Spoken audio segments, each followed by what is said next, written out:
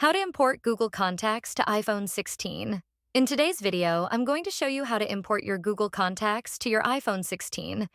If you've recently switched from an Android device or just want to sync your contacts from Gmail to your iPhone, this is the video for you. First, let's start by opening the Settings app on your iPhone. Once you're in the Settings menu, scroll down and tap on Mail. From there, select Accounts. You'll see an option that says Add Account. Go ahead and tap that, and then choose Google from the list of account options.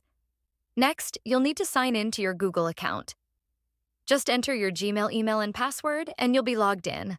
Once you're signed in, you'll see a list of things you can sync. Make sure the Contacts toggle is turned on, as this will allow your Google Contacts to sync with your iPhone. Now, all that's left to do is head over to the Contacts app on your iPhone. You should see all your Gmail contacts neatly listed there, ready to go. And that's it. You've now successfully imported your Google Contacts to your iPhone 16. If you found this tutorial helpful, don't forget to hit the like button and subscribe for more tech tips and tricks. Thanks for watching.